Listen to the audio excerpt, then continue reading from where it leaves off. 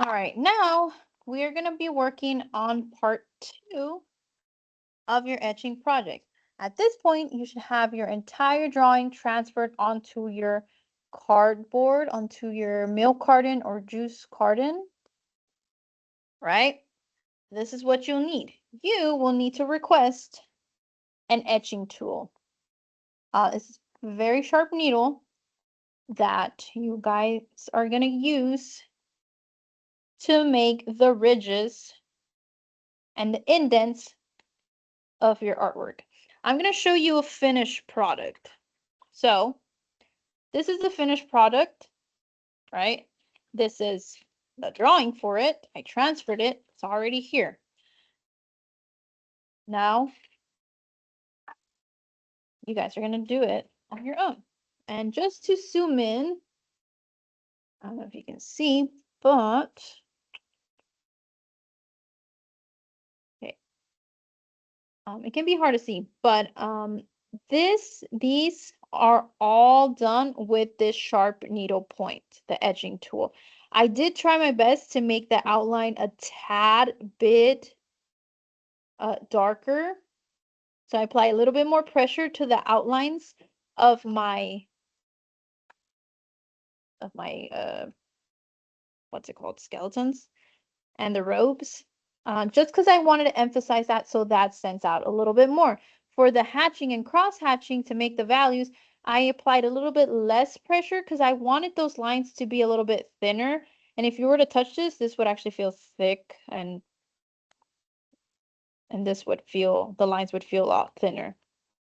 Cool. How do you actually etch? Well, it's fairly simple. You grab the etching tool just like you would a pencil. Personally, I think it's easier if you are pulling the tool towards you. I think sometimes if you go up, that's going against the grain, so it might be a little bit harder. So I think if you go down, like I am right now, it'll be easier.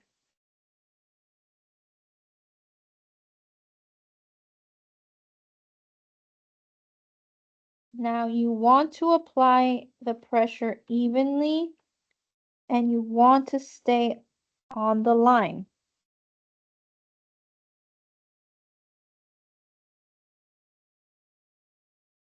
So again, it's easier if you drag it down towards you. You just have to make sure you pay close attention and don't end up stabbing yourself. That's pretty much all it is. Keeping a steady, even pressure, dragging it along the contour lines. You should trace all of the contour lines. Whenever you are done with the contour lines, the next step would be for you to do your etching. So guess what? All of the etching you have created already on your drawing right here, you guys are going to have to redo it all over again right here with the etching tool. So something I did was I didn't want to keep going back and forth between my drawing and my, what's it called? My print that I'm about to make. So all I did was take a picture of it, enlarge it on my computer, and I just use that as reference. So I encourage you to do that so you don't have to switch back and forth. For your etching, for the cross hatching and hatching, I suggest you do this. And it's a little bit hard to see on here, but I would add a lot of pressure at the beginning, and then as you go, apply less pressure. Personally, I just like those types of lines. And I actually have done that here too. I don't know if you can see, thick to thin. Try to do that. It'll also go a little bit easier on your hand But that is step 2, tracing all the contour lines with your sharp etching tool and doing the hatching and the cross hatching, recreating it again on your etching tool. That's pretty much it. And one last thing, you want to avoid blowouts. What is a blowout? Let's see if I have an example here. Sometimes you press a little bit too hard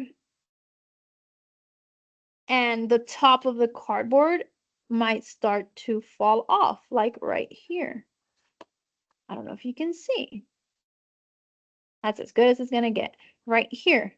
Try not to do that.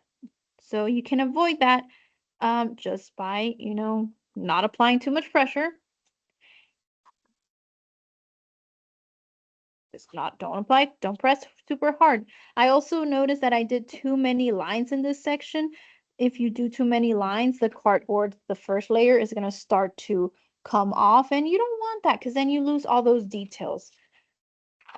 So please finish this. This is step 2 of your etching project. Last step would be for you to actually start printing.